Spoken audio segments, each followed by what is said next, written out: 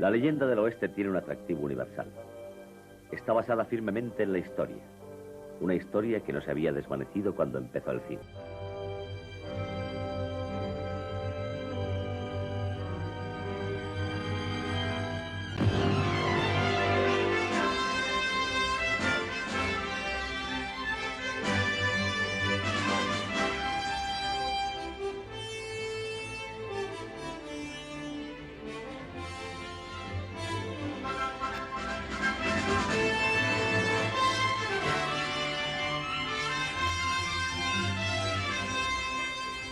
El hijo de la pradera. Las películas no solo recrearon la historia del oeste, la prolongaron. Dieron una segunda oportunidad a cientos de cowboys que se quedaron sin trabajo al desaparecer el viejo oeste. Los primeros cowboys que fueron a montar y a figurar como extras procedían casi todos de Montana, Wyoming, Texas, Arizona, prácticamente de todas partes del oeste. Eran auténticos cowboys.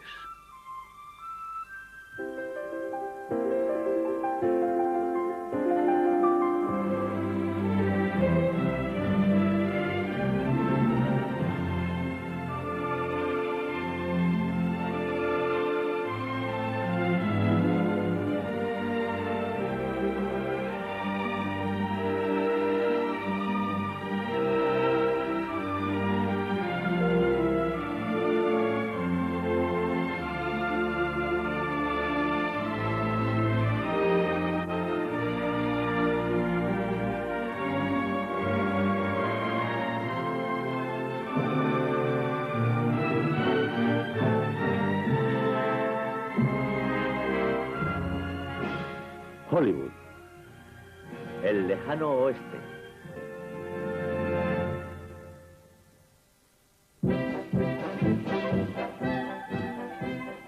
El pionero fue un héroe de novelas de 10 centavos, un verdadero tipo del oeste, un antiguo guía y cazador de búfalos, William Cody, Buffalo Bill. Cody tomó la historia del oeste y la transformó en un circo. Su espectáculo estaba lleno de colorido. Con ayuda de auténticos indios y auténticos cowboys, extendió la leyenda por todo el mundo. La industria cinematográfica no podía competir. Estaba establecida en el este.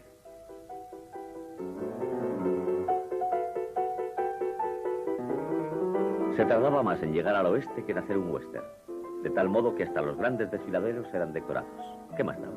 Era barato y el público de 5 centavos la butaca disfrutaba con ello.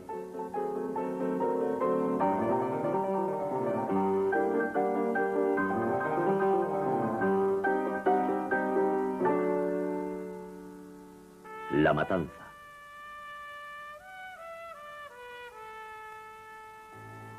Cuando la industria emigró hacia el oeste, tuvo una gran importancia. El paisaje se adecuaba a los argumentos y nuevos espectadores acudían a los cines.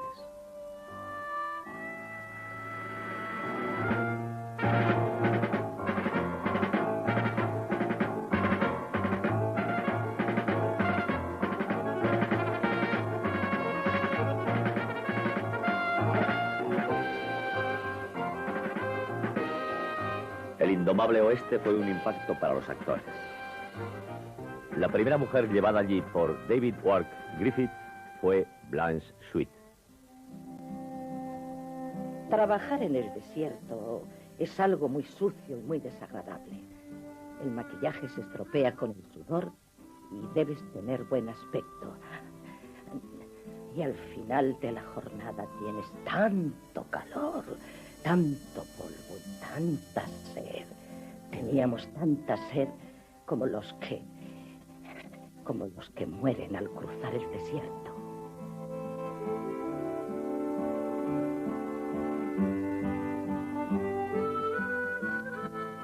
La gente seguía cruzando el desierto.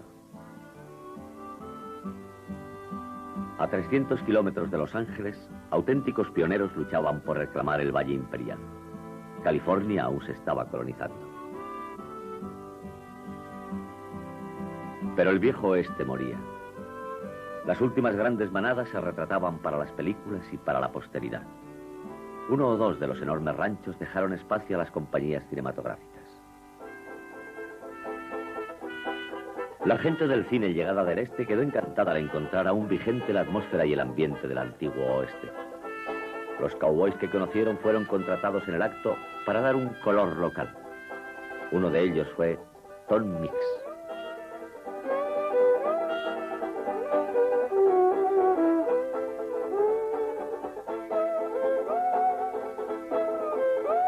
Tom Mix fue contratado para manejar ganado, lo que no le interesaba puesto que lo hacía todos los días, pero le encantaba actuar. Y no solo actuó, sino que llegó a dirigir unos cuantos westerns sin pretensiones, lo más parecido a películas caseras de vaqueros. Sus películas llenas de acción y de humor eran las favoritas de sus compañeros cowboys.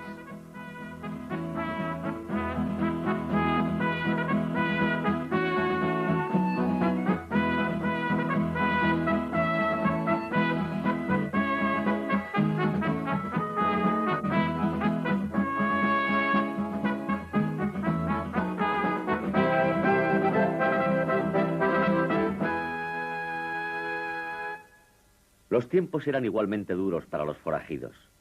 Al Jennings, de Oklahoma, plasmó sus experiencias en una película que tenía su moraleja: el crimen no paga. En su primera cinta rodada en 1918, Jennings reconstruyó el atrevido asalto a un banco de Texas.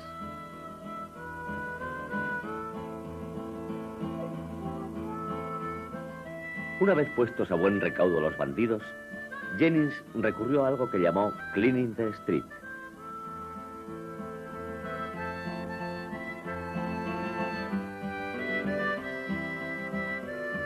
Tenía tan poco dinero para sus películas que en lugar de construir decorados tenía que rodar en auténticos pueblos del oeste. Esto es Tehachapi, California.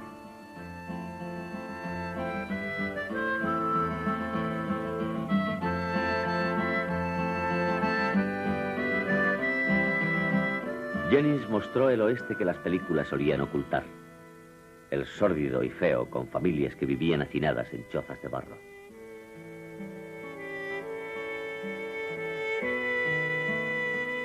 Tal vez él fuese un romántico, pero mostró la vida de los fuera de la ley tal como era. El público no respondió. Su idea de un forajido era William S. Hart, un actor de teatro de Nueva York que para la imaginación popular era la encarnación del oeste. Ya en 1916 estableció las maneras y el comportamiento que se suponen en un héroe del oeste.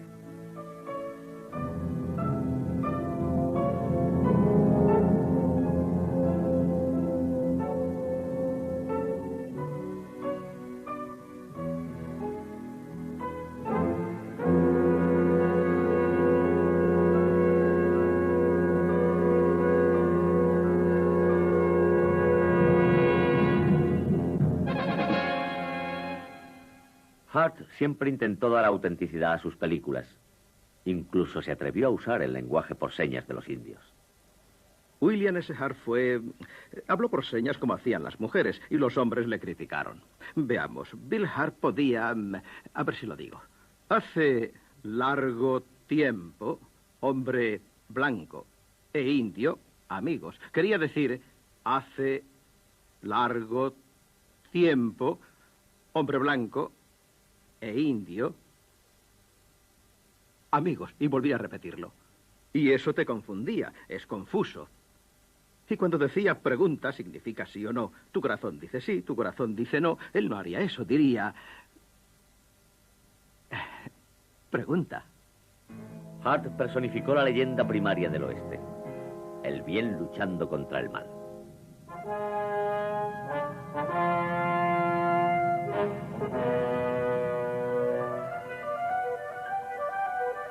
Hell's Hinges, de 1916, fue una de sus mejores películas.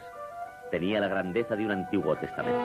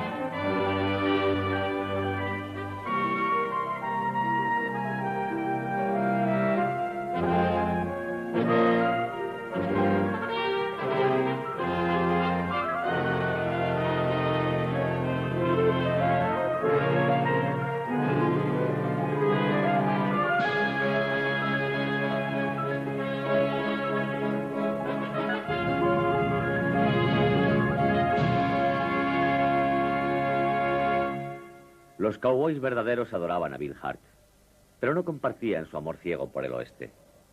Las condiciones eran duras, el paro enorme. Muchos de ellos fueron a Hollywood. Mi pasado como vaquero era auténtico. Nací en Idaho, en la reserva de Nez Perce. Luego nos fuimos a Salmon River y mis padres tenían un rancho con mucho ganado. Yo trabajé allí hasta los 19 años y luego me marché y vine a California.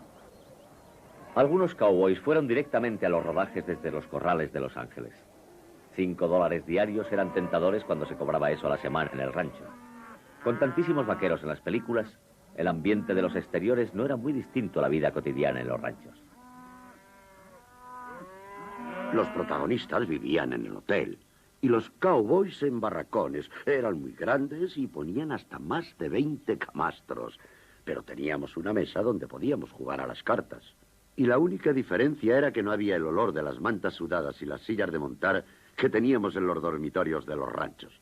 Y algunas veces no había tantas moscas como siempre hay en los dormitorios de los ranchos. El oeste era el oeste de verdad. Me acuerdo cuando trabajaba con Tom Mix y fuimos a Prescott, Arizona, que era la capital, creo yo. El hotel tenía una terraza. Todas las casas lo tenían. Quedaba sobre la acera. Lo hemos visto en las películas. Mi madre y yo estábamos en la terraza cuando pasaron dos cowboys. No sé por qué discutían, pero uno se abalanzó sobre el otro y galoparon en un solo caballo sin dejar de pelearse. Había visto esa misma escena en muchas películas, pero aquella pelea era auténtica. No se trataba de una película. Imagino que las dos cosas son parecidas. Los cowboys llevaron a Hollywood sus costumbres de la frontera. Tal vez hubo más tiroteos entre los vaqueros que iban al Gomer Gulch de Hollywood que entre los que vivían en Dodge City. Eran hombres duros. Conocí a algunos que habían salido huyendo de Wyoming por cuatreros y los perseguía el sheriff muy de cerca. Hollywood se vio muy pronto invadido por cowboys sin trabajo. Gente resuelta a vivir a costa de lo que fuera. Cuando yo trabajaba en el cine, el peor antro estaba en los bulevares de Hollywood y Cahuenga. Los cowboys parados se reunían allí. Los estudios sabían dónde encontrarlos y en caso de necesitarlos con urgencia, el jefe de reparto sabía dónde acudir. Había rivalidades, mal carácter y peleas en el bar. Uno de esos bravucones era Jackie McGinn. Jack, recuerdo que siempre fue un hombre muy belicoso. Era alto y muy fuerte, y cuando entraba en el bar, le rodeaba a uno el cuello con el brazo y decía, dime otra palabra y te parto el cuello. Siempre fue así, muy belicoso. Bien, allí en Hollywood se había marchado a Hollywood, y mi doble era un tipo llamado Tom Bay.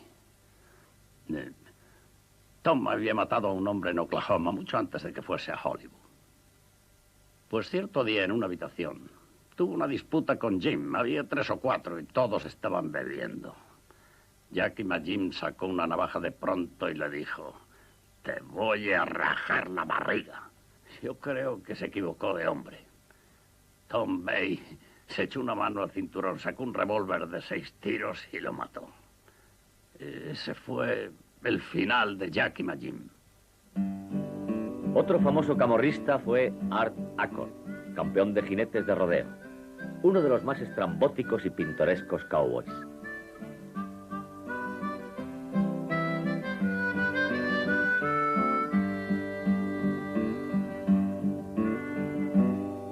Había en él algo de bandido.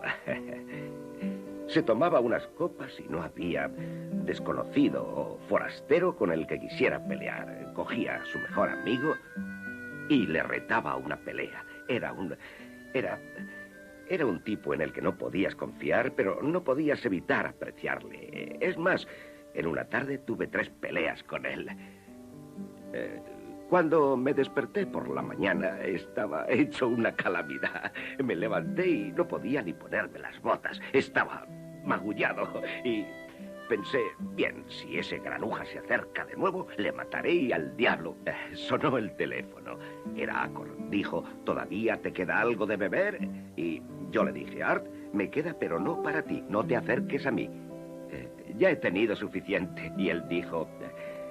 ahora mismo voy para allá. Le dije, hazlo y te daré de latigazos en la misma puerta. Yo vivía en aquella época en un apartamento. Él dijo, ok. Dijo, por supuesto que llamó a la puerta. Y cuando le abrí vi que tenía un ojo morado. Estaba hecho polvo y dijo, Yakima, ¿con qué me pegaste? Así que me dio mucha lástima. Durante un cuarto de hora echamos unos tragos y volvimos a ser amigos. Peleaba con cualquiera por divertirse, por dinero o por ropa vieja.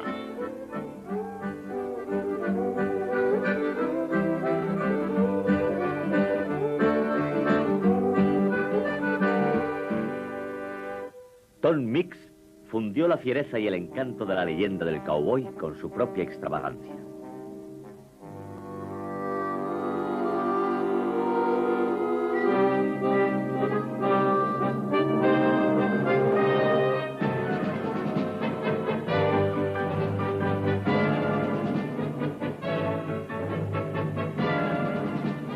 De constitución atlética, interpretaba las peleas con un realismo superior a lo exigido por la cámara, como lo sufrió en su carne el especialista Harvey Perry. Él bajaba unas escaleras y yo me lo encontraba al subir. Tenía que darme una patada y un puñetazo. Me dio la patada, con sus botas de tacón alto, en el pecho. Y yo me caí al suelo, me levanté y me golpeó. Siempre llevaba guantes, recuerden, guantes blancos, pero dentro de los guantes tenía las manos vendadas. Le gustaba ser duro, así que me sacudió y yo me caí de nuevo. Y dijo, perdona, se me escapó. Repetimos la escena e hizo lo mismo. Yo me levanté, le di un puñetazo y le tiré al suelo. Y le dije, perdona, Tom, se me escapó. Desde entonces nos llevamos muy bien. Tom era un tipo de lo más extravagante. Bien, en el Vernon Bar, donde se peleaban en los viejos tiempos, era el mayor bar del mundo, del tamaño de manzana y media. Y 3 o 4 veces, antes de que fuera famoso como Tom Mix, Tom montado a caballo, entró por sus puertas batientes, agachando la cabeza con su gran sombrero blanco, sacó las pistolas y dijo, Tom Mix, muchachos, estáis invitados.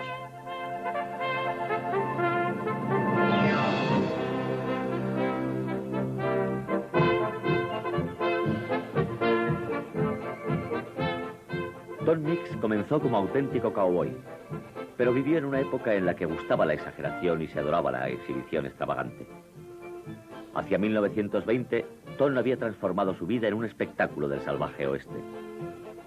Pero cuando Mix paseaba con hebillas de plata en los pantalones y hebillas de plata en las botas y flecos en las solapas y flecos en las mangas de la chaqueta, iba vestido como un árbol de Navidad y nunca le igualó nadie.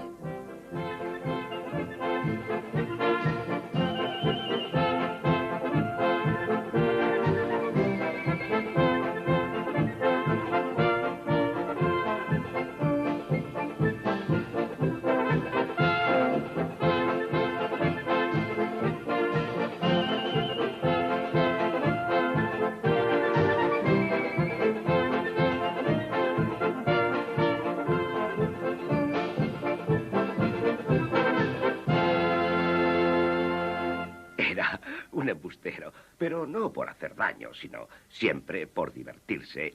Le rodeaban en el plató y todos querían oír algo de su pasado antes de meterse en el cine. Y él les contaba unas historias de que había sido ayudante del sheriff o sheriff y de caballos muertos a sus pies y de que capturó bandidos y cosas así. Era algo terrible. La primera vez que le oí, no podía dar crédito a mis oídos.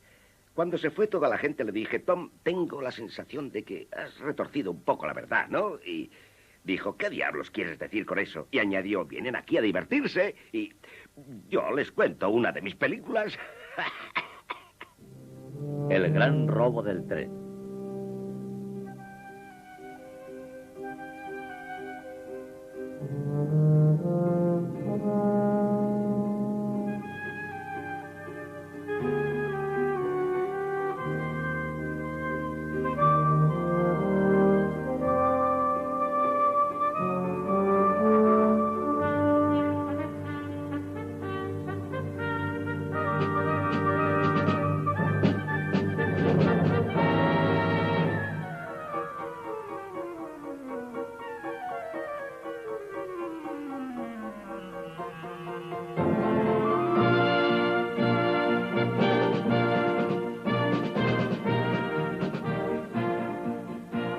Tom Mix inspiró a legiones de cowboys cinematográficos que siguieron sus pasos, pero hubo otros modelos. Un hombre que trabajó brevemente con Mix en 1926 fue John Wayne. Cuando yo era niño, había dos conocidísimos tipos de cowboy. Uno era Tom Mix, el extravagante, que vestía ropas de rodeo. Pero Harry Carey, con su sombrero y su par de botas, importaba muy poco lo que vestía entre medias. Y tenía un estilo de actuar que se ha convertido en un modelo de nuestro oficio. Como William S. Hart, Harry Carey era uno de los pocos cowboys actores sin experiencia de rancho. No era un típico cowboy en el sentido estricto de la palabra. Era un romántico. Estaba enamorado románticamente del oeste. Enamorado del oeste y del auténtico espíritu pionero. Por eso tenía un rancho y cuanto lo rodea. Le fascinaba ser cowboy, aun siendo neoyorquino. Éramos muy del oeste. Oh, muchacho, éramos del oeste. Carey ayudó a un joven ayudante llamado John Ford a convertirse en director. Ford era otro enamorado del oeste. Juntos hicieron varios western cuidados y románticos. Nos fuimos todos a New Hall y vivimos en una casa de 3 habitaciones. Dormíamos sobre la alfalfa en sacos de dormir. A Harry le encantaban los perros. Si veía uno abandonado por la carretera, lo metía en el coche y se lo llevaba a casa con él. Teníamos 8 o 9 perros que encerrábamos en el garaje de la casa de noche. Y para sacar a Ford del saco de dormir por las mañanas, Harry era madrugador. Lo que hacía era soltar a los perros que iban a lamerle la cara y así le despertaban.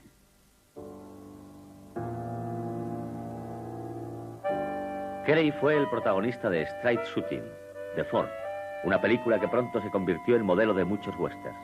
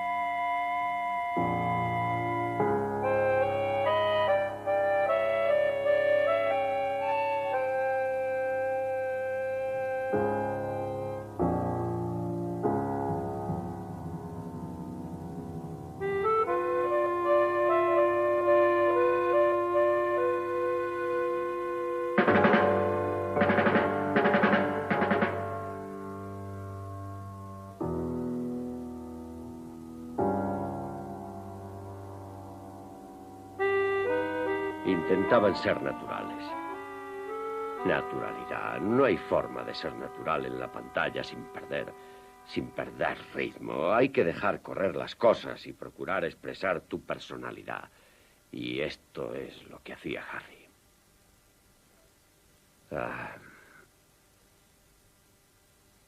Le quería porque le conocía de muchos años. Cuando yo era joven y él una persona mayor. Estuve mucho tiempo unido con Harry y Ollie. Y cuando Harry murió, allí estuve yo. Los conocía y los quería a los dos. En Centauros del Desierto de John Ford, rodada en 1956, en la que aparecía Olive Carey, John Wayne le rindió su propio tributo. Al final de la película, cuando yo llevaba a Natalie Wood, que era una niña entonces, y la devolvía a sus padres, Jack montó la escena con un portal oscuro. Yo estaba fuera, ellos entraban, pasaban junto a la cámara, daban un rodeo y había una escena enternecedora cuando yo entregaba a la pequeña. Harry había muerto poco antes. Yo quería a Ollie. Fue emocionante cuando cruzaron la puerta en la oscuridad, salieron de campo y yo me quedé en la puerta. El viento soplaba. Pensé en Harry Carey. Él adoptaba una postura que servía para ese efecto. Se ponía la mano izquierda en el brazo derecho, repitiéndola en muchas películas. Bien, cuando cogieron a la niña, salieron de campo y quedaba solo el fondo oscuro. Entonces Ollie me miró.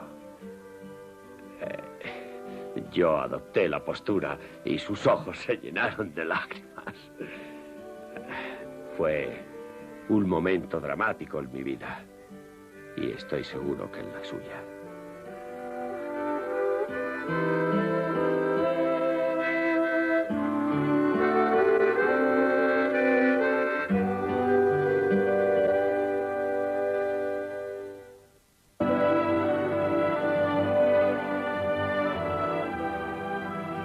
La Caravana de Oregón, rodada en 1923, fue un acontecimiento que transformó el western. Romántica en su argumento, auténtica en la reproducción de los sucesos de 1848. Un tema que era muy querido por su productor, Jesse Lasky. Bueno, él quiso hacer La Caravana de Oregón porque recordaba las historias que le había contado su abuelo, que llegó a California en 1848. De niño siempre había soñado con esas aventuras ancestrales de cruzar en una larga caravana de carros los inmensos espacios del oeste. Y vio la oportunidad de convertir el western, que siempre había sido un género de presupuestos y calidad muy bajos, en una epopeya. La Caravana de Oregón.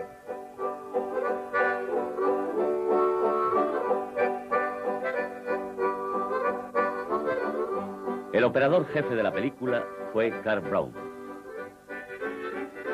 En La Caravana de Oregón vi mujeres pioneras, a sus maridos, a sus hijos, continuando su quehacer cotidiano sin que ni yo, ni Cruz, ni nadie más les diera instrucciones. Hacían lo que habían hecho toda su vida. Se sentían como en casa con una jarra de café en el fuego y una tabla de la trasera del carro para amasar galletas, cogiendo harina de un barril o de un saco, sabiendo lo que había que hacer y cómo hacerlo para llevar una normal y saludable vida de familia en la pradera salvaje. Los padres del director James Cruz eran mormones que habían cruzado en carros la pradera para establecerse en Utah. Y fue en Utah donde Cruz rodó la película. De niño solía contemplar los carros en el rancho de la familia.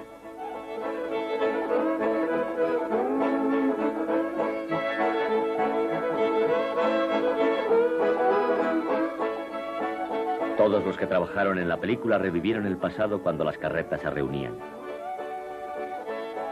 La primera escena que rodaron fue la caravana de carros poniéndose en marcha hacia el oeste. Y algo ocurrió en mi interior. Dije, me alegra trabajar en la película. Va a ser una gran película. Había algo muy real en ella.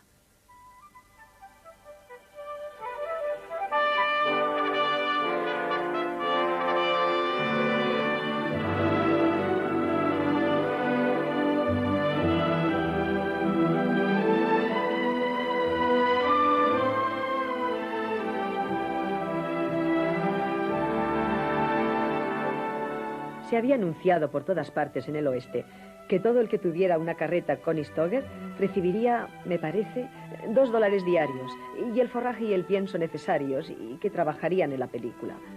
Y esas carretas entoldadas eran su herencia y aún continuaban utilizándose en granjas y ranchos. El mayor peligro para los primeros colonos lo constituían los indios, ya que este era su territorio. El coronel Tim McCoy fue una reconocida autoridad. hablaron conmigo y me dijeron que les interesaría reunir unos 500 indios de las tribus de las praderas para hacer la caravana de Oregón. Así que, de alguna manera, me ocupé de todo y llegué al rodaje con los trenes cargados de indios, mujeres indias, niños, perros, caballos, tiendas y todo lo demás. Allí estaban, y nadie podía hablar con ellos excepto yo. De modo que casi fui el director técnico de la caravana de Oregón.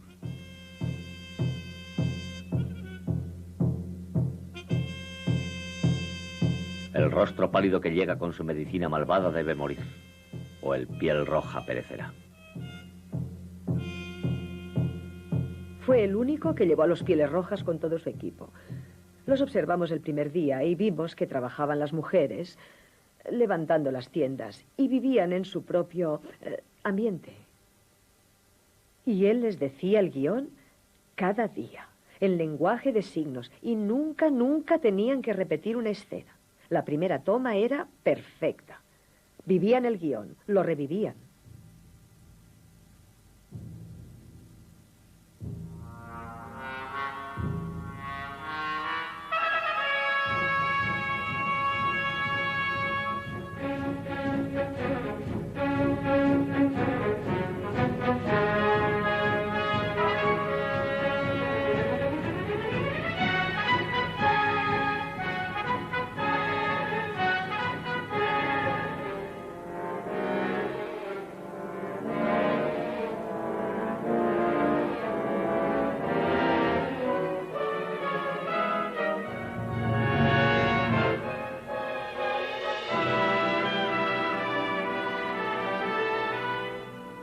Recuerdo que una mujer, cuando los indios nos atacaban, sugirió que pusiéramos a su hijo en un barril de agua vacío, en un costado.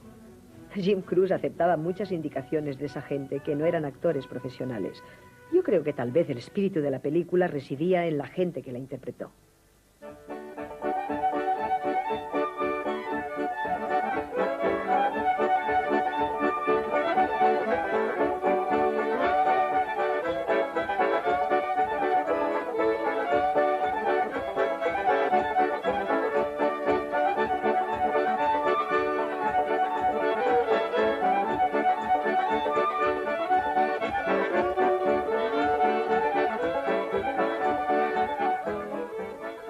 Lo complicado de la producción causaba retraso tras retraso.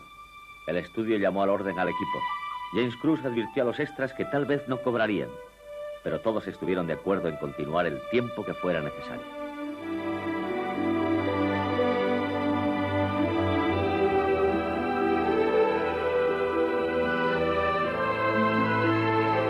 La película sobrepasaba el presupuesto. El tiempo empeoró. Nevaba cuando no queríamos que nevara y rodamos en la nieve escenas que resultaron las mejores de la película, naturalmente. Siempre ocurre lo mismo. El cruce del río Platte fue el mayor reto, como lo había sido para los pioneros. El primer intento tirando de las carretas con cables fue un fracaso rotundo. Un terrible y triste día. Cometieron un error al poner las cadenas en el espolón del carro para que de esa forma cruzaran, y 2 caballos, los 2 primeros, se ahogaron. No pude trabajar ese día. Volví a mi tienda y Jim dijo, bien, lo dejaremos y rodaremos otras escenas. Lo único que podíamos hacer era repetir, a regañadientes, lo que les había ido muy bien a los pioneros. Así que cogimos las carretas, sujetamos los barriles a los costados para que hicieran de flotadores, reunimos a los bueyes poniéndolos en buena posición e indicándoles con amabilidad y firmeza, por medio de disparos y latigazos, que sería una buena idea continuar adelante.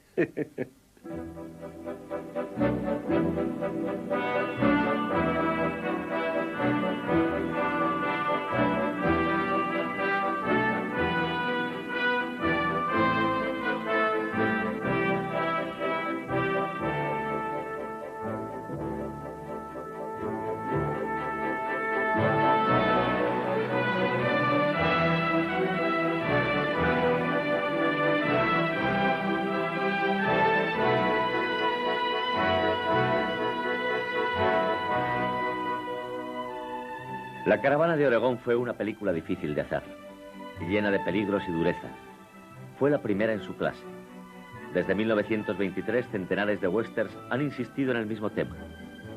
Tal vez alguna haya sido mejor, pero ninguna tiene la sencilla grandeza del original, porque la hizo gente con raíces personales en el pasado, descendientes de pioneros, que también eran pioneros.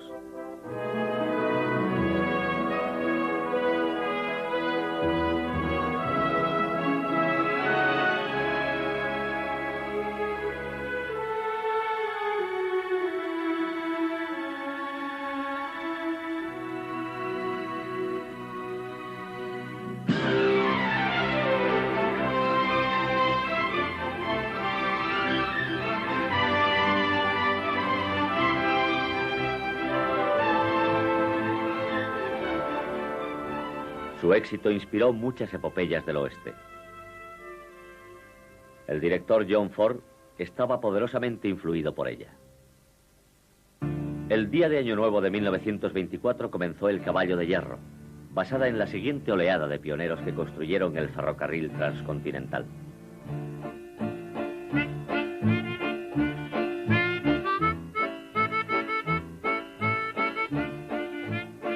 Ford estaba fascinado por el oeste y su historia.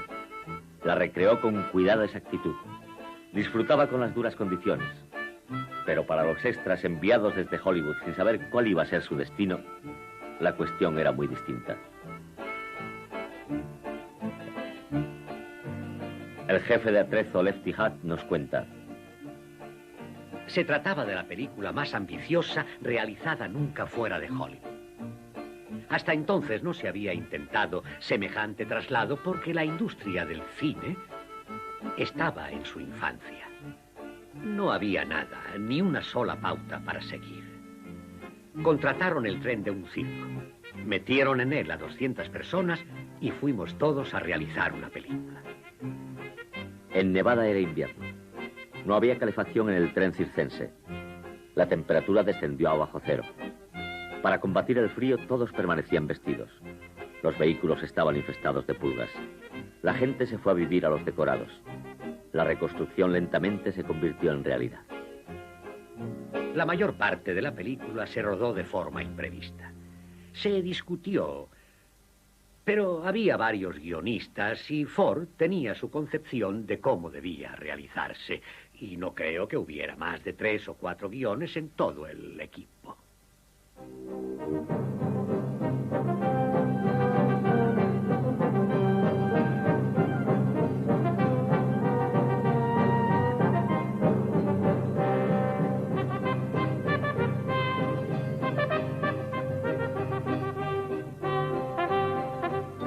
Teníamos chinos que habían trabajado en el ferrocarril 50 años y eran maravillosos. Disponíamos de unos 35, todos retirados ya. Todos en grupo trabajaban en la película. Entre los chinos había varios que trabajaron en el tendido del Western Pacific 50 años antes. Sufrimos una barbaridad en la película. Cristo, qué espantoso frío. Teníamos que salir a trabajar de día en aquel camión con la ventisca y la nieve. Y los indios trabajaban medio desnudos. Era morirse. Jesús, qué terrible.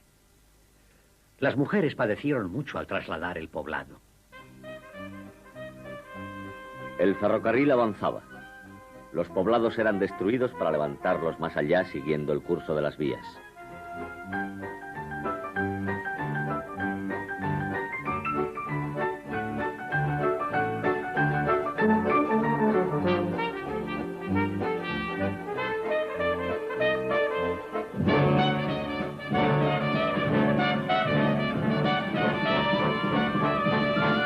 Y no quedó ni siquiera un perro.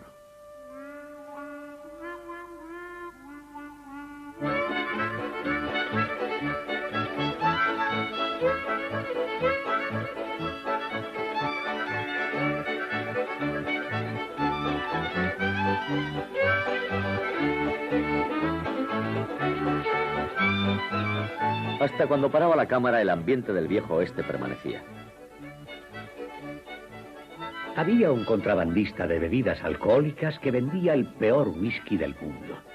Le aseguro, hermano, que debía tener 200 grados porque te caía redondo. Y créame, lo necesitábamos. Bien, cuando levantamos la lona del circo, fueron tantas las peleas que tuvimos que quitar de las mesas las botellas de salsa de tomate. Así que se puede imaginar lo terriblemente duro que era.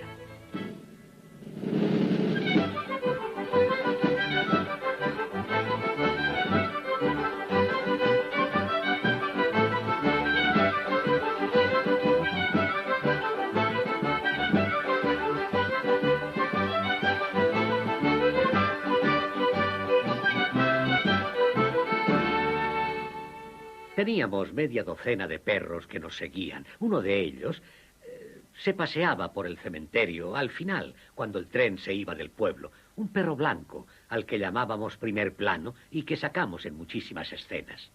Así son las cosas del cine. Ford tuvo mucha suerte al disponer de esas cosas.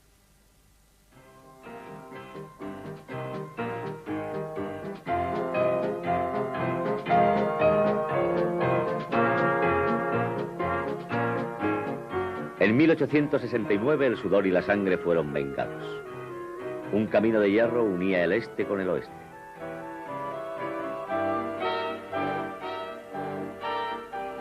John Ford le dio vida con la fidelidad de un noticiario. Su reconstrucción fue para él la recompensa de tantas amarguras.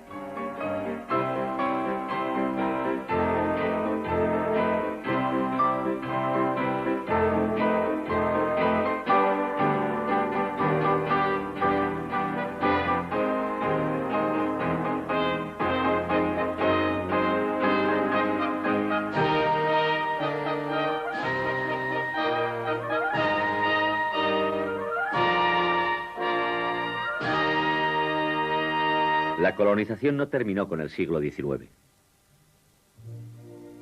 Flor del desierto.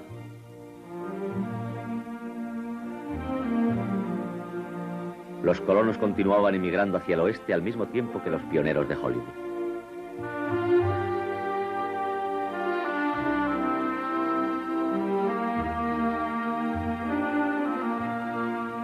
Fue significativo que el último western épico mudo, Flor del desierto, recrease una de las últimas epopeyas de los pioneros, la reclamación del Valle Imperial en el sur de California.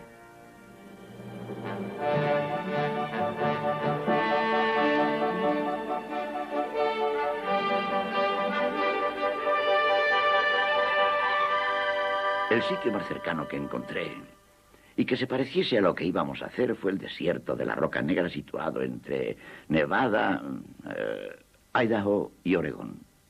Allí no estoy muy seguro, pero al rodar la película, los actores y todos los que interveníamos en ella, tal vez pasamos más penalidades que quienes se establecieron en el Valle Imperial.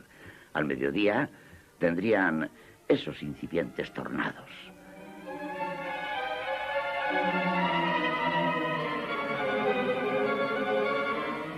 Y esos pequeños huracanes formados por las diferencias atmosféricas comenzaban en el desierto y llegaban como tormentas de arena. Un día quedó literalmente barrido el lugar de rodaje y el Hotel Barbara Ward que habíamos construido. Sus restos se esparcieron en 500 metros a la redonda por el desierto.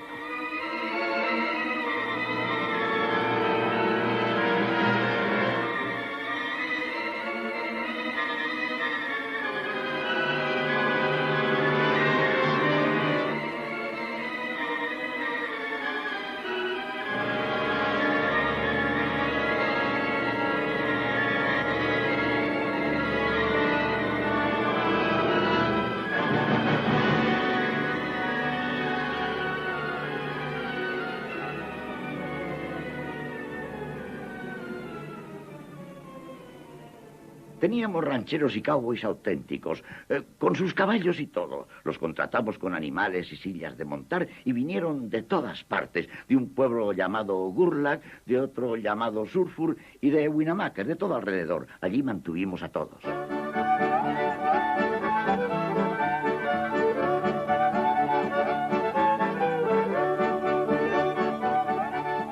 La Western Pacific nos puso unas vías para transportar nuestros vehículos, ya que el agua que bebíamos y la que bebían los caballos provenía del río Feather, que distaba 100 o 150 kilómetros, y construimos este pueblo.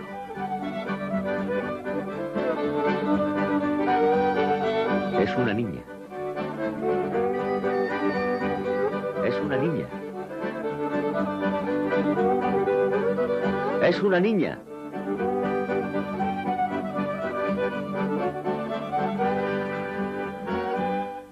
Muchos piensan que las localizaciones no son importantes. Para mí tienen tanta importancia como el reparto, los trajes. Son parte del reparto, del vestuario, de la producción. Muchas personas hacen poco caso de ello. Lo hacían entonces, pero yo siempre presto atención como si se tratase de los ingredientes más importantes de una película. Porque son un medio visual y eso es lo que desde luego se contempla. Los primeros filmes del oeste se rodaron con telones de fondo pintados. Ahora se rodaban en majestuosos escenarios y toda la sabiduría de Hollywood se empleó en la gran inundación de 1906.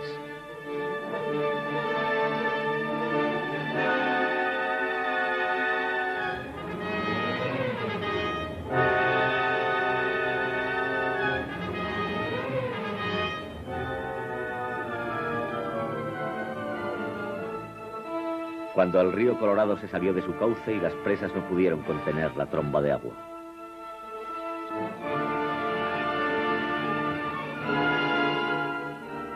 La enorme catástrofe barrió pueblos en el desierto y creó un lago llamado Mar de Salton.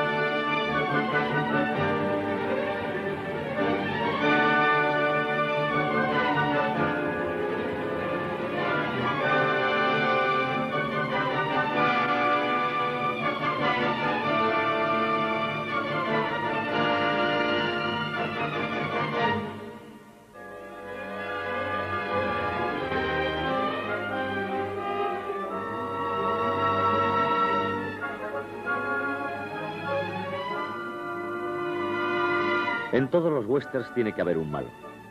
En Flor del Desierto es el especulador corrompido. Su avaricia es la causa de la fragilidad de la presa. La inundación es inevitable. Ese es su castigo.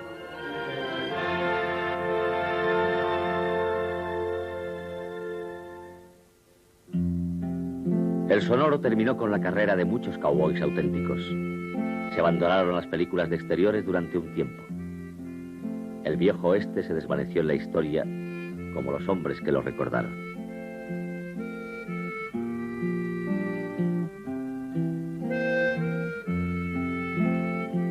Pero las películas del oeste siguen viviendo.